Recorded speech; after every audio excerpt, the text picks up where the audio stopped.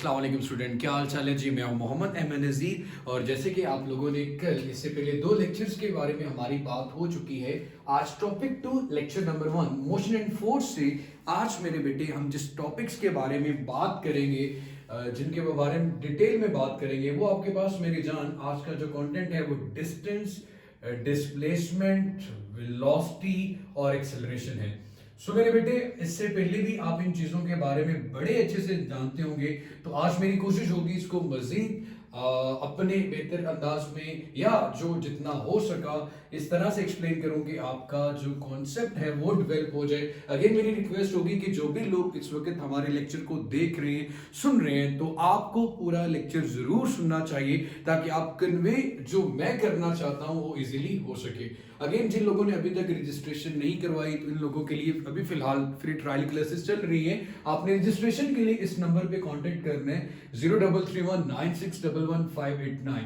फी जो 2 मंथ के सेशन की, जिसमें आप लोगों से टेस्ट सेशन भी लिए जाएंगे, आप लोगों के साथ डिस्कशन भी होगी, वो फी सिर्फ और सिर्फ 5000 रुपए है। सो मेरे बेटे, आज आते हैं सबसे पहले जो बड़ा बेसिक डिफरेंस हम लोगों ने करना है।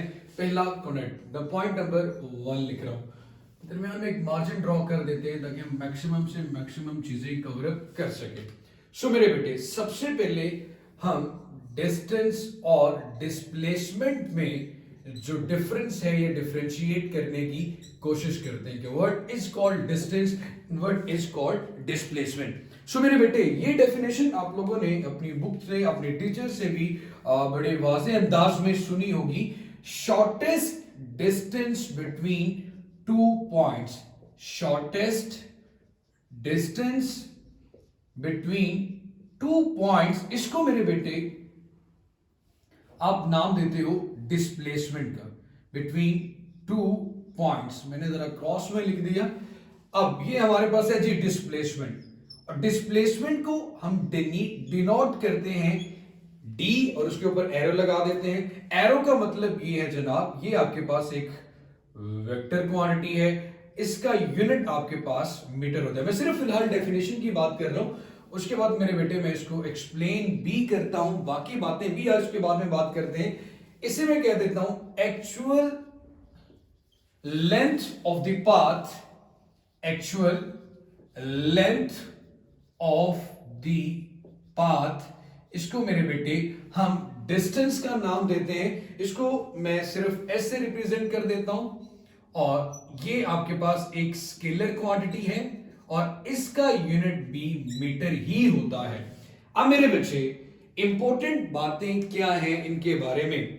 सबसे पहले मैं डिस्प्लेसमेंट के बारे में इंपॉर्टेंट पॉइंट की बात करूं, so displacement actually change in position का नाम है। Displacement actually change in position का नाम है। अब मेरे बेटे, चेंज इन पोजीशन में क्या क्या चीजें इन्वॉल्व हैं और क्या क्या चीजें इसमें आती हैं। Change in position. अब एग्जांपल ले लेते हैं कि आप इस वक्त एबटाबाद में हैं और आप एबटाबाद से लाहौर जाना चाहते हैं। अब एबटाबाद से लाहौर जाने के लिए डेफिनेटली आपको हिल एरियाज भी कवर अप करने होंगे, डिफरेंट कर्व आएंगी, रास्ते में कर्व आते जाएंगे। तो ये जो आपके पास पूरा एक्चुअल पाथ आ रहा है, इसको मेरे बेटे हम डिस्टेंस का नाम देते हैं और इसको हम एस से रिप्रेजेंट करते हैं। लेकिन अगर मैं एक स्ट्रेट लाइन डिस्टेंस, एक एरो ड्रॉ कर दूं इस तरह, the shortest distance between 2 points is called displacement. A straight line, the shortest distance between Ahmedabad and Lahore is called displacement. And actual path is called distance. इसको मैंने S से represent किया और displacement को मैंने D से represent किया। क्योंकि स्पेसिफिक डायरेक्शन है इसलिए इसको एक वेक्टर क्वांटिटी कहा जाता है। इसमें कोई खास डायरेक्शन नहीं है इसलिए एक स्केलर क्वांटिटी है, दोनों का यूनिट मीटर है। अब मेरे बच्चे, ये आपके पास आपकी इनिशियल पोजीशन है, ये मेरी जान आपके पास फाइनल पोजीशन है। अगर ऐसा होता है कि आपकी इनिशियल और फाइनल पोजीशन में आप एबटाबाद से लाहौर, लाहौर से दोबारा फिर एबटाबाद आ जाते हैं, आपकी पोजीशन में कोई चेंज नहीं आया, तो ये कहा जाता है। अब देखिए स्केलर और वेक्टर होने का फायदा या नुकसान क्या है। अब सबको बड़े अच्छे से पता है कि अगर सपोज मैं ये कहता हूं कि राइट की तरफ जब मूव किया तो इसकी वैल्यू पॉजिटिव थी, लेफ्ट की तरफ आया तो इसकी वैल्यू नेगेटिव है। अगर इनमें दोनों वेक्टर्स को, दोनों डिस्प्लेसमेंट को ऐड करता हूं a प्लस माइनस ए, तो आंसर मेरे पास एक नल वेक्टर आएगा जिसका मैग्नीट्यूड मेरे पास जीरो होता है। लेकिन आप एबटाबाद से लाहौर जब बात करते हो तो डिस्टेंस आपका जीरो नहीं है, बट चेंज इन पोजीशन ना होने की वजह से आपका डिस्प्लेसमेंट जीरो हो सकता है। सो इसके लिए मैं लिख लेता हूं can never be zero, can never be zero. Distance कभी भी जीरो नहीं हो सकता, बट डिस्प्लेसमेंट जीरो हो सकता है। जैसे कि बड़ी मशहूर एग्जांपल है कि अगर सर्कुलर पाथ में आप मूव कर रहे हैं, ए से अपनी जर्नी स्टार्ट करते हैं और दोबारा फिर ए पे ही वापस आ जाते हैं, it means there is no change in position, तो आपका यहां पे डिस्टेंस सर्कल की सरकमफेरेंस के इक्वल है जो कि 2 पाई आर है, लेकिन आपका यहां पे जो डिस्प्लेसमेंट होगा वो मेरे बेटे जीरो के इक्वल आएगा। आपका जो डिस्प्लेसमेंट है वो आपके पास मेरे बच्चे जीरो के इक्वल आएगा। अब उसके अलावा अब यहां से इसका स्क्रीनशॉट भी ले सकते हैं, आगे मैं फर्दर इसको एक्सप्लेन करता जाऊंगा। इस साइड से मैं थोड़ा रेस कर देता हूं।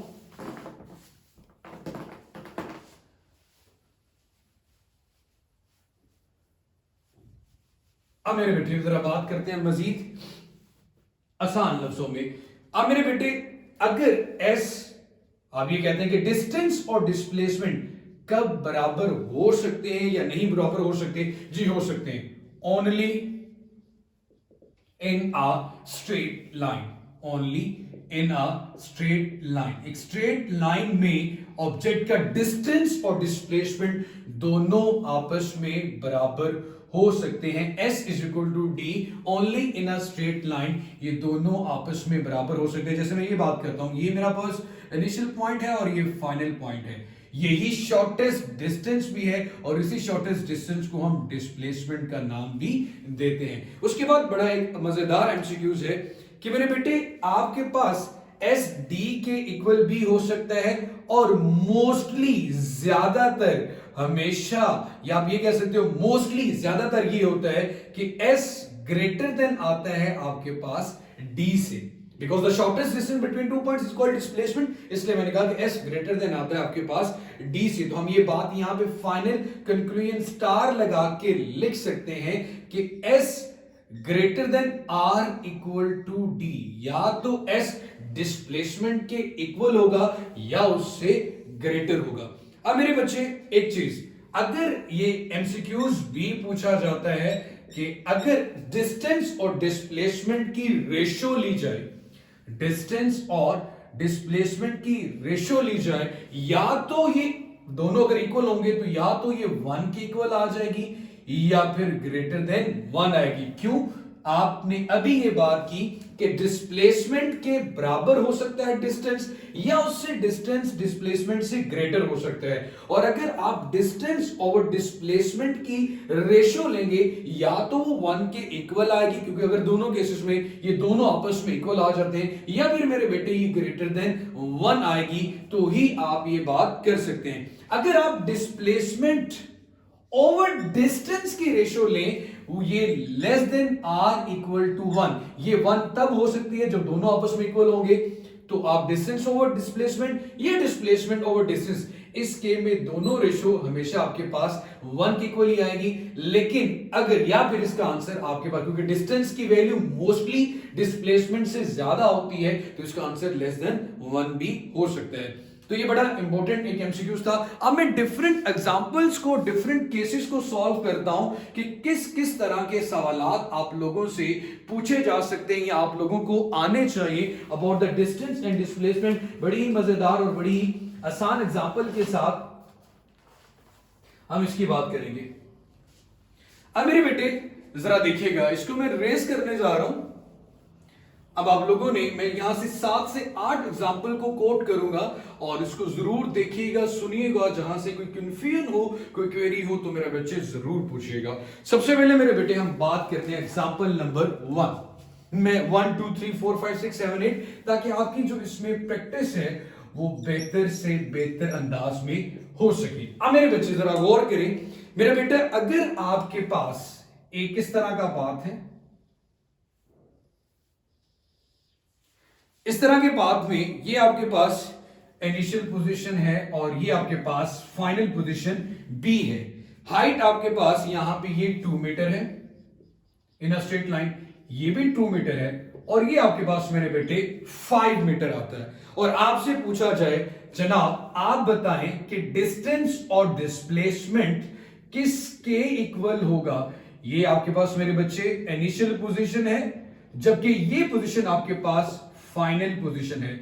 और आपसे सवाल ही पूछा जा रहा है कि find the distance and displacement. तो मेरे बेटे, अगर मैं डिस्टेंस की बात करूं सो 2 + 5 + 2, तो ये मेरे बेटे आपके पास 9 मीटर इसका आंसर बनेगा। डिस्टेंस का आंसर आपके पास 9 मीटर बनेगा। अब अगर मेरे बच्चे मैं बात करता हूं आपके पास डिस्प्लेसमेंट की, जी 1 मिनट।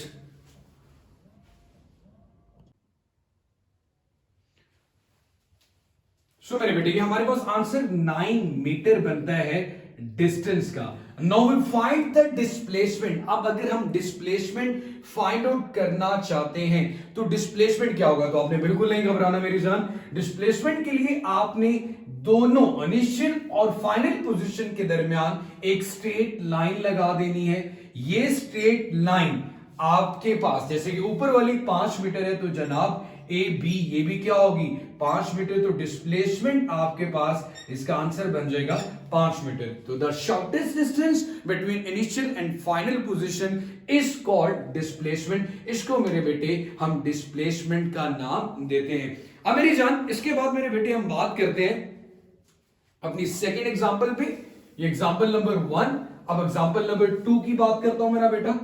इसको मैं एक बॉक्स में बंद कर देता हूं। एग्जाम्पल नंबर 2 के ऊपर बात करते हैं। एग्जाम्पल नंबर 2 मैं सर्कल की बात करूंगा, जैसे कि अभी इससे पहले मैं करवा भी चुका हूं आपको ये एग्जाम्पल कि फर्ज करें एक सर्कुलर ट्रैक में, एक सर्कुलर पाथ में आप ए से अपनी जर्नी स्टार्ट करते हो, अपने सफर का आगाज करते हो और दोबारा फिर मेरे बेटे आप ए पे वापस आ जाते हो। तो आपके पास जो डिस्प्लेसमेंट है वो उसमें 0 आएगा, because no change in position.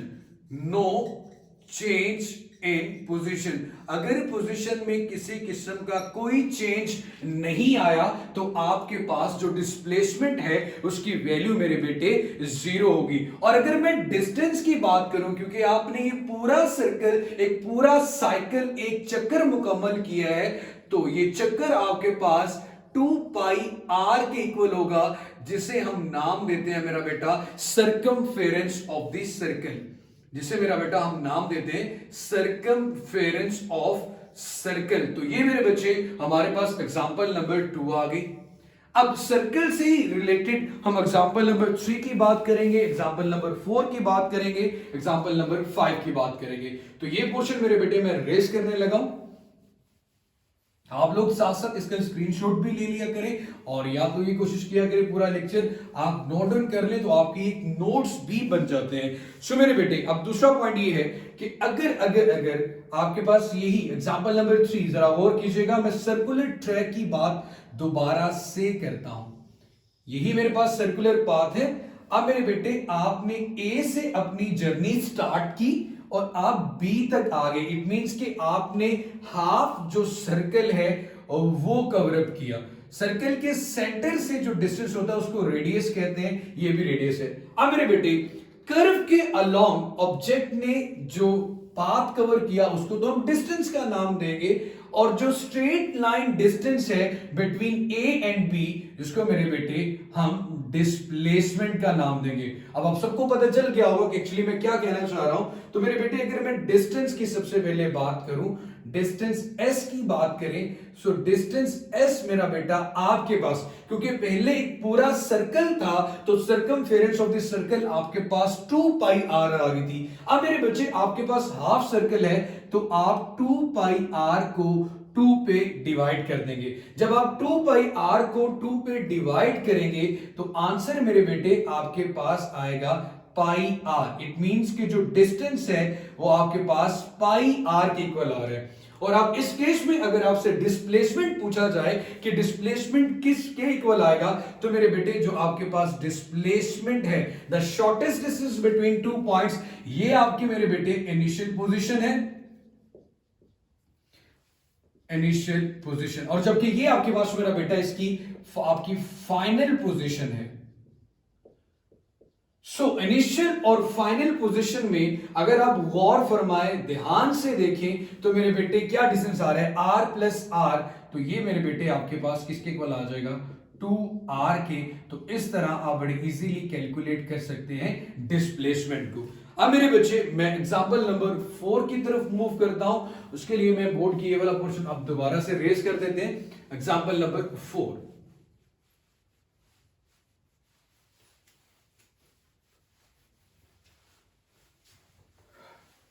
Example number 4 में अगेन मेरा बेटा इसमें एक एमडीकेट का क्वेश्चन भी पूछा गया था, जरा ध्यान से सुनिएगा मेरे बेटे। एग्जाम्पल नंबर 4 बिल्कुल इसी से रिलेट कर रही है जो कि एग्जाम्पल नंबर 3 थी। एग्जाम्पल नंबर 4 में अगेन आपके पास एक सर्कुलर ट्रैक है। मैं अगेन बता रहा हूं कि एमडीकेट में इससे रेलेवेंट एक क्वेश्चन, एक सवाल पूछा गया था, एक एमसीक्यूज पूछा गया था। क्या पूछा गया था, वो ये था कि सपोज आपने ए से अपनी जर्नी स्टार्ट की और बी तक गए, आपने ये कर्व वाला जो पाथ है ये कवर किया, तो ये आपका डिस्टेंस है और ये आपके पास डिस्प्लेसमेंट है। अब मेरे बेटे आपसे ये कहा जा रहा है कि आप सबको पता है मेरा बेटा, आप कैलकुलेट करें डिस्टेंस ओवर डिस्प्लेसमेंट की रेशो। आपसे क्या पूछी जा रही है कि डिस्टेंस ओवर डिस्प्लेसमेंट की रेशो क्या होगी। तो यू नो वेरी वेल कि जनाब s आपके पास इस केस में पाई r के इक्वल आता है। एग्जांपल नंबर 3 में हमने यही देखा था मेरा बेटा। और जो डिस्प्लेसमेंट है जनाब वो आपके पास 2r के इक्वल आ रहा है। जो डिस्प्लेसमेंट है वो 2r, तो मैं यहां पे नीचे d की वैल्यू लिख लेता हूं 2r। तो r के साथ मेरे बच्चे कैंसिल हो जाएगा, तो distance over displacement s over d, ये मेरे बेटे आपके पास इक्वल आ रहा है पाई बाय 2 के इक्वल, पाई बाय 2 के इक्वल आ गया। तो ये एग्जांपल नंबर 4 होगी। अब मेरे बच्चे हम बात करते हैं अपनी नेक्स्ट एग्जांपल की तरफ, जो कि इस पेज पे आ जाते हैं, क्योंकि मैं इसलिए खुला खुला लिख रहा हूं ताकि आपको विजिबिलिटी का कोई इशू ना आए। अब मेरे बेटे जरा गौर कीजिएगा, एग्जांपल नंबर 5 भी बड़ी मजेदार एग्जांपल है। इसमें अगेन मैं सर्कल की ही बात करता हूं। एग्जांपल नंबर 5,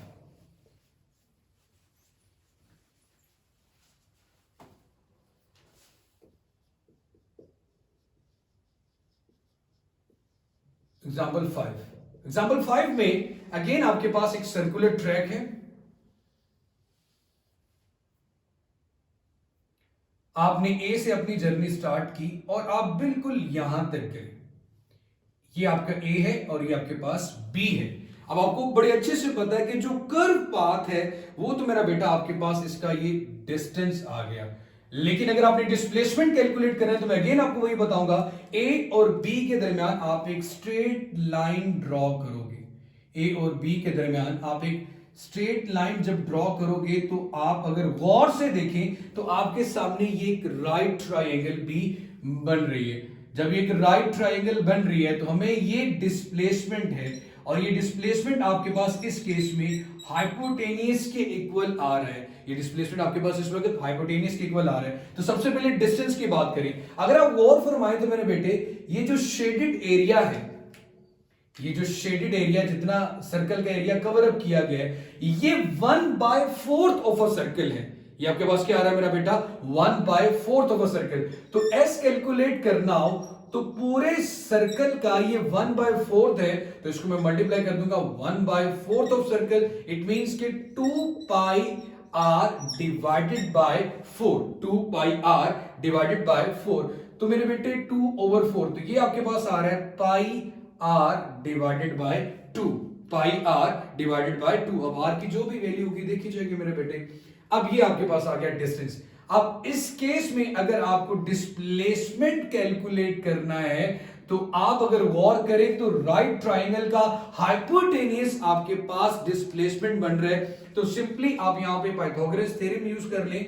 हाइपोटेनियस का square is equal to base का स्क्वायर प्लस परपेंडिकुलर का स्क्वायर। उल्टा टी लिख के ई आर लिख देना, ये भी परपेंडिकुलर को ही रिप्रेजेंट करता है। तो हाइपोटेनियस में मेरे बेटे आपने डी कैलकुलेट करना है तो डी का स्क्वायर। बेस मेरे बेटे आपके पास, क्योंकि ये भी रेडियस है ये भी रेडियस है, तो बेस भी आपके पास आर आ रहा है तो इसका स्क्वायर।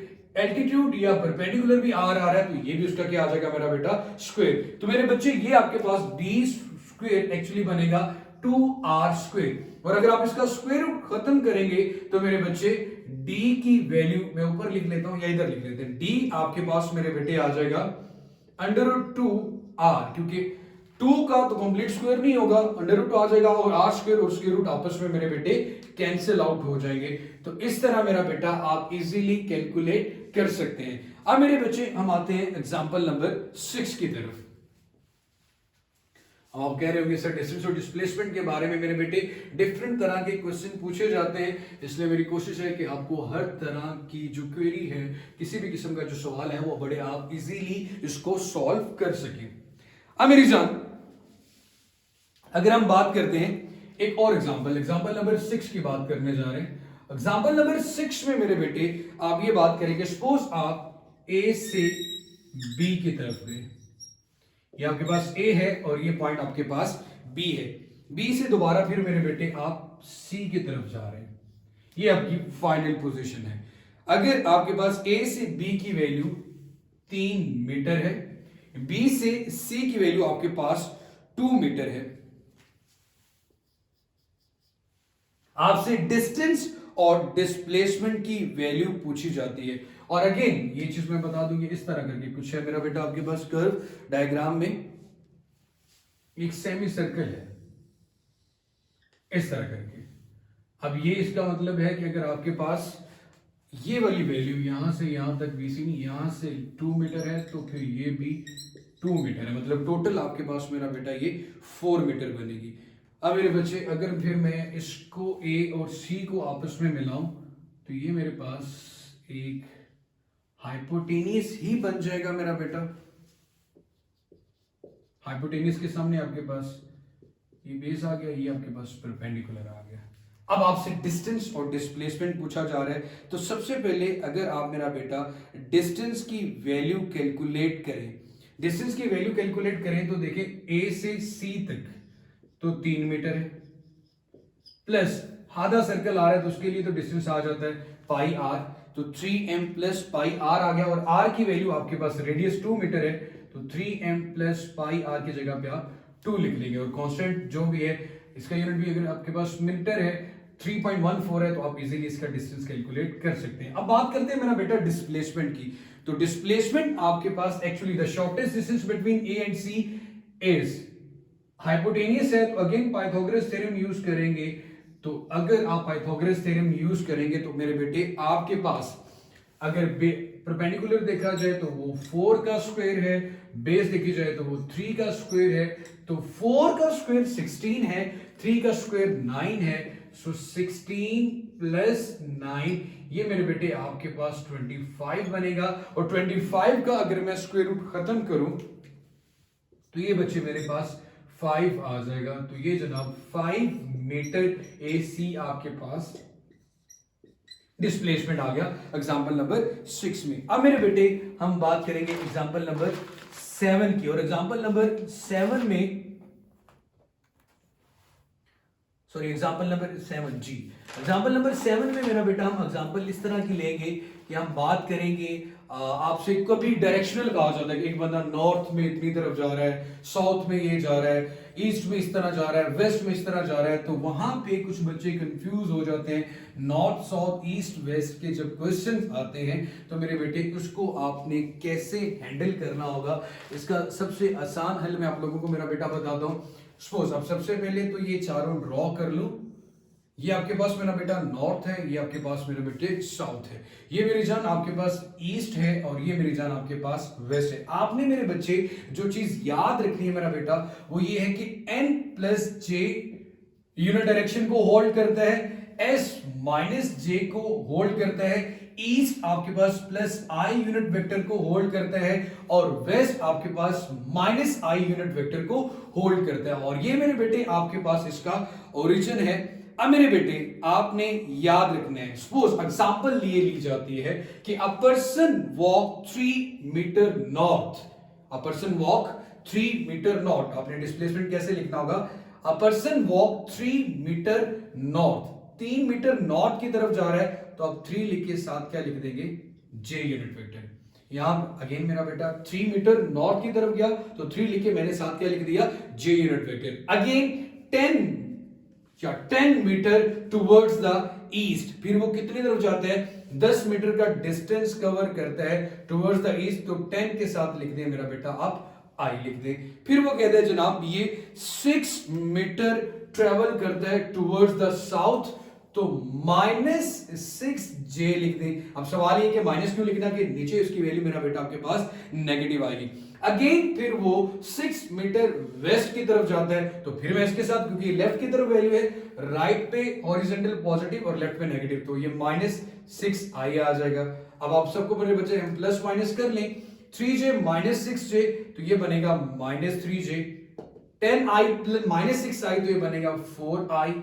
तो अगर मैं इसको निकालूं तो ये बन गया 4i, पहले लिख लेते हैं, -3j बाद में लिख लेते हैं। ये आपके पास आ गया डिस्प्लेसमेंट। अब अगर आप चाहते हैं कि आप इसका मैग्नीट्यूड निकालें तो वही जो आपने चैप्टर नंबर 2 में पढ़ा है, आई के साथ जो वैल्यू लिखी है उसका स्क्वायर प्लस जे के साथ जो वैल्यू लिखी हुई है उसका स्क्वायर, और आपस में स्क्वायर रूट ले लें तो अगेन 16 + 9 25 और 25 का स्क्वायर रूट लेंगे तो 5 मीटर आपके पास इसका डिस्प्लेसमेंट आ जाएगा। तो इस तरह मेरे बच्चे आप जो डायरेक्शन से रिलेटेड प्रॉब्लम्स हैं उनको भी बड़े अच्छे से आप सॉल्व कर सकते हैं। तो यहां तक मेरे बेटे अभी तक मैंने आपको डिस्टेंस और डिस्प्लेसमेंट के बारे में बताया। अब मेरे बच्चे बहुत से लोग इंस्टेंटेनियस, वेलोसिटी और एक्सेलरेशन में आके कंफ्यूज होते हैं, तो आज बड़े ही आसान वे में मेरा बेटा मैं उनको भी आपके सामने डिस्कस करता हूं। तो मेरा बेटा स्टे ट्यून्ड, पूरा लेक्चर जरूर सुनिएगा, इंशाल्लाह आपका फायदा ही होगा। तो अब मेरे बेटे हम वेलोसिटी और एक्सेलरेशन के बारे में बात करने जा रहे हैं। बहुत आसान है मेरा बेटा ये भी। इसको मैं रेस कर देता हूं।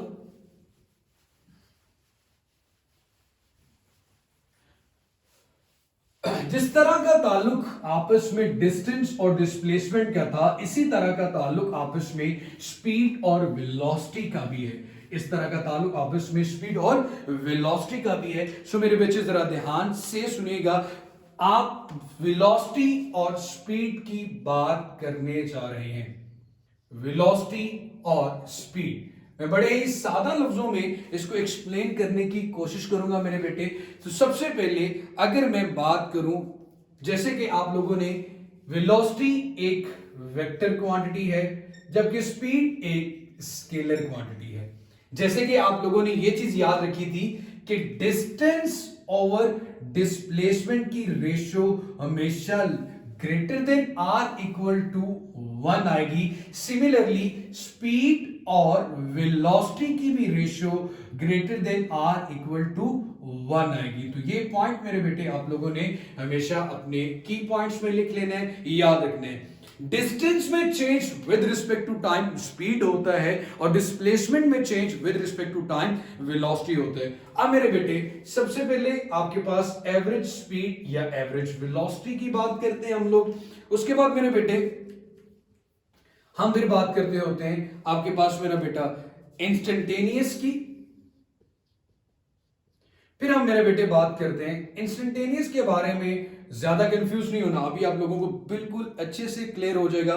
फिर हम बात करते हैं कि जी स्पीड यूनिफॉर्म कब होती है और स्पीड या वेलोसिटी नॉन यूनिफॉर्म कब होती है, इसको मैं एग्जांपल के साथ आप लोगों को बताऊंगा। सबसे पहले मेरे बेटे, अगर आपने लाहौर से इस्लामाबाद, इस्लामाबाद से लाहौर का जितना डिस्टेंस या डिस्प्लेसमेंट कवर किया, अगर आप सारे डिस्प्लेसमेंट को टोटल टाइम पे rate of change in displacement with respect to time, तो आपके पास ये आ जाती है एवरेज वेलोसिटी। ये आपके पास आ जाती है मेरा बेटा एवरेज वेलोसिटी। अगर आप टोटल डिस्प्लेसमेंट को टोटल टाइम पे डिवाइड कर देते हो, अगर आप क्या करते हो, मेजर करते हो वेलोसिटी या स्पीड को for very short interval of time, इतना शॉर्ट इंटरवल ऑफ टाइम के उसमें जो टाइम का चेंज है वो अप्रोक्सीमेशन के अकॉर्डिंग जीरो तो है, लेकिन और not equal to zero but approximate to zero. तो ये मेरे बेटे आपके पास आ गई इंस्टेंटेनियस वेलोसिटी। अभी मैं आप लोगों के सामने एग्जांपल लिखूंगा इंस्टेंटेनियस वेलोसिटी की, तो आपको और अच्छे से क्लियर हो जाएगा। वेलोसिटी यूनिफॉर्म कब होती है और वेलोसिटी नॉन यूनिफॉर्म कब होती है। आपके सामने एक इक्वेशन लिख रहा हूं, यही इक्वेशन इसका मेन थीम है। अगर मेरे बेटे आपके पास एवरेज वेलोसिटी और इंस्टेंटेनियस वेलोसिटी दोनों आपस में इक्वल आ रहे हैं, इट मींस कि आपकी वेलोसिटी यूनिफॉर्म है। और अगर ये आपस में इक्वल नहीं आ रहे तो इसका मतलब है कि आपके पास मेरे बेटे ये वेलोसिटी या स्पीड आपके पास मेरी जान नॉन यूनिफॉर्म है। अब मेरे बच्चे मेरे शहजादे, हम एग्जाम्पल में नेक्स्ट मूव करते हैं और कुछ सादा अल्फाज या सादा एग्जाम्पल की तरफ जाते हैं कि यार यूनिफॉर्म और नॉन यूनिफॉर्म या इंस्टेंटेनियस या एवरेज को कैसे समझा जा सकता है। मेरे बेटे आप एक स्केलिंग ले लें, एक स्केल ले लें। स्केल पे मैं 1 0 1 2 3 4 5 6 7 8 9 और 10 मीटर तक मैंने एक स्केल ले लिया, 10 मीटर तक। अब मेरे बेटे मैं क्या कहता हूं कि अगर पहले 1 सेकंड में मैंने 1 मीटर का डिस्टेंस कवर किया, फिर अगले 1 सेकंड में मैंने 1 मीटर का डिस्टेंस कवर किया, फिर अगले 1 मीटर में मैंने 1 मीटर का डिस्टेंस कवर किया, फिर 1 सेकंड में 1 मीटर का डिस्टेंस कवर किया, तो मैं ये कह सकता हूं कि मैंने 10 सेकंड में 10 मीटर का डिस्टेंस कवर किया। अब सबसे पहले इंस्टेंटेनियस का मतलब क्या होता है। For a very short interval of time, आप देखें शॉर्ट इंटरवल क्या, 1 सेकंड बड़ा शॉर्ट इंटरवल है 10 के मुकाबले में, तो आपने 1 मीटर का डिस्टेंस 1 सेकंड में कवर किया, तो आपके पास इंस्टेंटेनियस स्पीड आ रही है 1 मीटर पर सेकंड। अब आ जाते हैं एवरेज की तरफ। एवरेज का मतलब है total distance divided by total time. अब टोटल डिस्टेंस है मेरे पास मेरा बेटा 10 मीटर और उसको मैंने 10 सेकंड में कवर किया। इट मींस इस बात का मतलब ये बनता है मेरे बच्चे कि यहां पे भी आंसर क्या आ रहा है 1 मीटर पर सेकंड। तो आपके पास एवरेज और इंस्टेंटेनियस स्पीड और एवरेज जब आपके पास इक्वल आ जाए तो आप ये बात आसानी से कह सकते हैं कि मेरे बेटे जो स्पीड आपके पास है वो यूनिफॉर्म स्पीड है। अब इसकी डेफिनेशन आप सबको पता है, बड़े अच्छे से बुक में लिखी होती है, equal change in displacement in equal interval of time. Equal change in displacement, equal change in displacement in equal intervals of time, equal change in displacement in equal intervals of time, इसको मेरे बेटे हम नाम देते हैं uniform velocity का। अब example की तरफ चलते हैं नॉन यूनिफॉर्म की, होपफुली आप इसका स्क्रीनशॉट भी ले सकते हैं। अब मेरा बेटा मैं नॉन यूनिफॉर्म की बात करता हूं। सो मेरे बच्चे इसको मैं रेस करने जा रहा हूं। नॉन यूनिफॉर्म के लिए बड़ी ही सादा एग्जांपल, फिर दोबारा वही बातें करूंगा मैं फिर यही स्केल एक ले लेता हूं और इस स्केल पे मेरे बेटे मैं 10 मीटर तक, इस स्केल में मेरे बेटे मैं 0 1 2 3 4 5 6 7 8 9 10 मीटर का मेरा बेटा मैंने एक स्केल ले लिया। अब मैं ये बात करता हूं कि फर्ज करें जनाब पहले 1 सेकंड में मैंने 3 मीटर का डिस्टेंस कवर किया, फिर 1 सेकंड में मैं 3 से 8 पे पहुंच जाता हूं और फिर अगले सेकंड में मैं 10 मीटर तक पहुंच जाता हूं। तो यहां पे देखिए मेरे बेटे मैंने 3 मीटर का डिस्टेंस कवर किया, अगले सेकंड में मैंने 3 से 8 तक मतलब कि 5 मीटर का डिस्टेंस कवर किया, फिर अगले 1 सेकंड में मैंने जो डिस्टेंस ट्रेवल किया वो 2 मीटर का था। अब सबसे पहले तो मेरे बेटे हम इंस्टेंटेनियस की बात करते हैं for a very short interval of time, और शॉर्ट इंटरवल ऑफ टाइम आपके पास 1 सेकंड है। आपने कितना डिस्टेंस कवर किया? 3 मीटर। तो आपके पास इंस्टेंटेनियस स्पीड आ रही है 3 मीटर पर सेकंड। अब अगले एवरेज की बात करते हैं। एवरेज का मतलब मेरे बेटे होता है total distance divided by total time. Total distance आपके पास है जनाब 10 मीटर, और टोटल टाइम जो आपको लगा 1 सेकंड यहां पे, 1 सेकंड ही यहां पे, और 1 ही सेकंड यहां पे, मतलब आपने 3 सेकंड में ये 10 मीटर का डिस्टेंस कवर कर लिया। इट मीन स्पीड ज्यादा थी, तो यहां पे एवरेज स्पीड आ रही है 10 मीटर पर सेकंड। तो आप खुद देख सकते हैं कि यहां पे इंस्टेंटेनियस और एवरेज स्पीड आपस में इक्वल नहीं आ रहे, जो किसको प्रूव कर रहे हैं कि ये स्पीड आपके पास यूनिफॉर्म नहीं बल्कि नॉन यूनिफॉर्म है। सो आप ये लिख सकते हैं कि if there is no equal change in displacement equal interval of time, तो स्पीड आपके पास यूनिफॉर्म होगी। ये स्केलिंग की एग्जांपल होपफुली आपको अच्छे से भी समझ आ गई होगी। फिर उसके बाद मेरा बेटा डिस्टेंस और एवरेज वेलोसिटी से रेलेवेंट एक क्वेश्चन आ जाता है कि जैसे कि आपकी बुक के चैप्टर नंबर 8 में एक ट्रेन की एग्जांपल देखिए। एक एग्जांपल है, अ ट्रेन स्टार्ट्स फ्रॉम रेस्ट, और वो अटेन कर ली थी स्पीड 17 मीटर पर सेकेंड,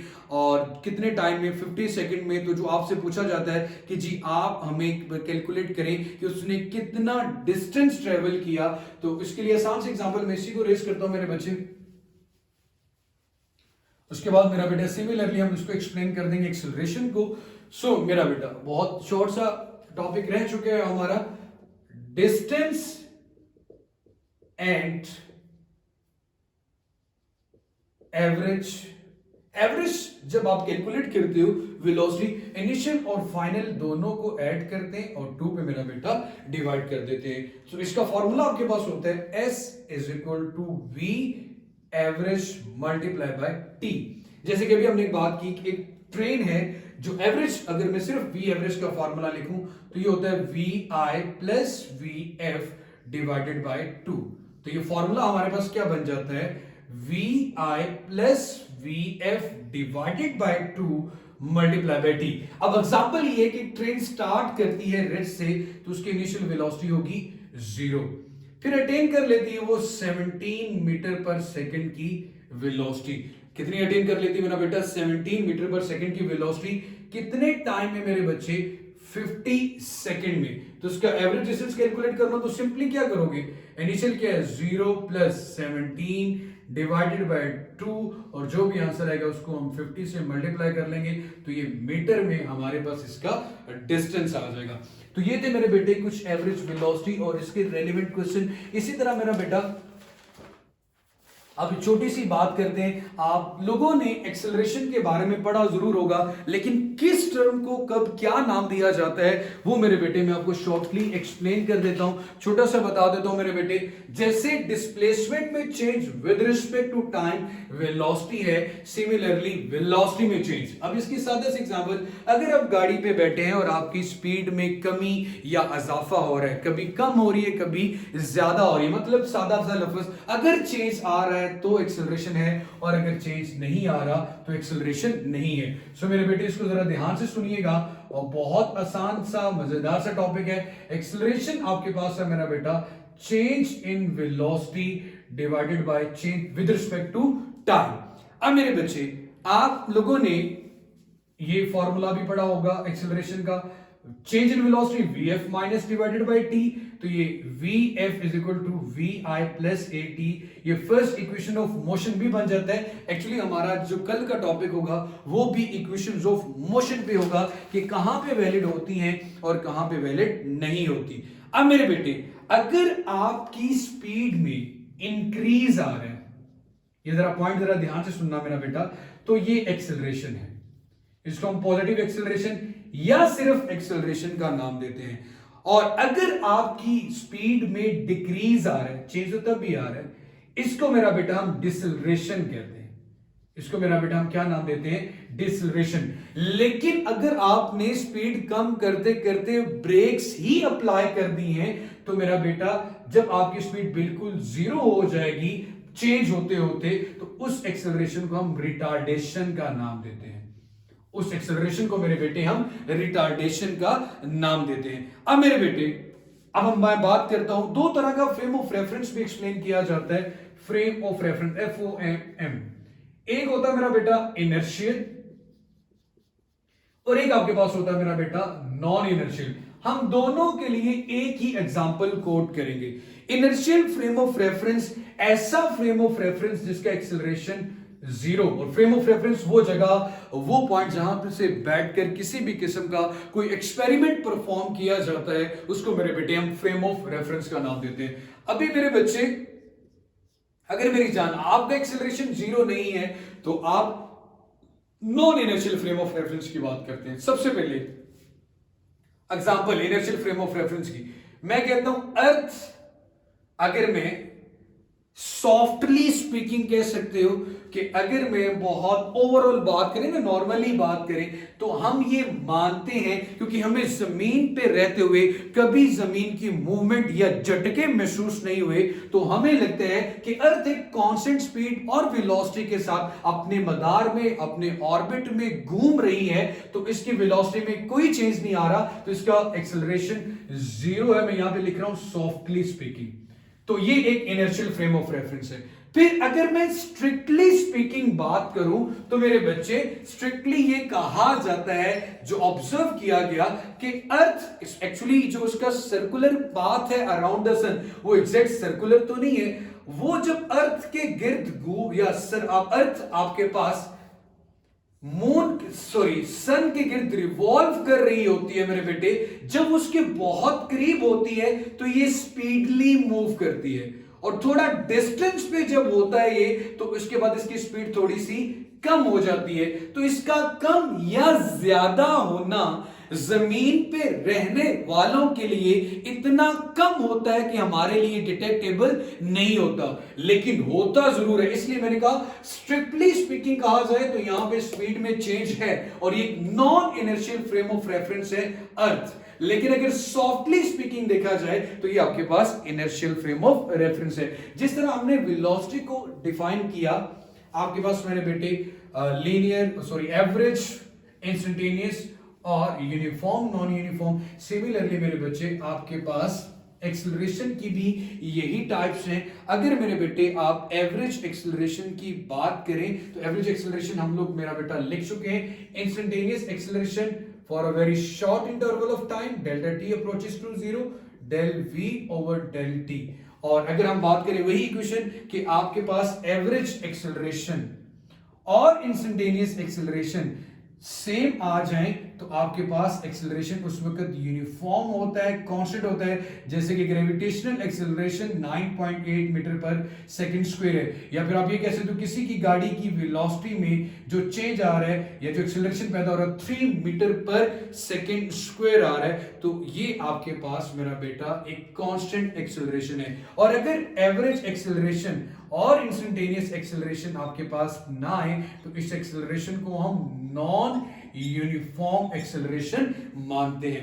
जैसे कि आप मेरा बेटा एक इस तरह के खरदरे से पाथ में ट्रेवल कर रहे हो, कभी गाड़ी ऊपर जा रही है, कभी गाड़ी नीचे जा रही है, तो कभी भी आपका एक्सेलरेशन यूनिफॉर्म नहीं हो सकता, वो नॉन यूनिफॉर्म एक्सेलरेशन होगा। एक आपकी इंफॉर्मेशन के लिए मेरा बेटा लिख रहा हूं कि बुक में तो नहीं है खैर ये, और ये सिर्फ आपकी इंफॉर्मेशन के लिए, जिस तरह वेलोसिटी में चेंज एक्सेलरेशन है और डिस्प्लेसमेंट में चेंज वेलोसिटी है, इसी तरह एक्सेलरेशन में change with respect to time, acceleration में change with respect to time, इसको मेरे बेटे हम जर्क का नाम देते हैं। इसको मेरे बेटे हम जर्क का नाम देते हैं, और इसका यूनिट होता है मीटर पर सेकेंड क्यूब। ये सिर्फ और सिर्फ आपके पास एक इंफॉर्मेशन के लिए था। अगेन आपसे मेरे बेटे रिक्वेस्ट है, लेक्चर को पूरा जरूर सुनिएगा, और अगर कोई क्वेश्चन होता है तो आप कमेंट सेक्शन में भी पूछ सकते हैं। और अगर अभी आपने रजिस्ट्रेशन नहीं करवाई तो भाईजान आज तो मेरे अल्फाज भी कांप रहे हैं कि भाईजान सिर्फ और सिर्फ 5,000 रुपए फीस है। इसमें 2 माह का सेशन है। इस 2 माह के सेशन में आपको सारे लेक्चर्स भी प्रोवाइड किए जाएंगे, आपकी जूम पे भी क्लासेस होंगी, आपके साथ टेस्ट डिस्कशन भी होगी और आपकी अच्छी तैयारी हो जाएगी। तो प्लीज अपना टाइम वेस्ट ना करें और जल्दी से 033196111589 पे कांटेक्ट करें। और अभी तक अगर आपने चैनल सब्सक्राइब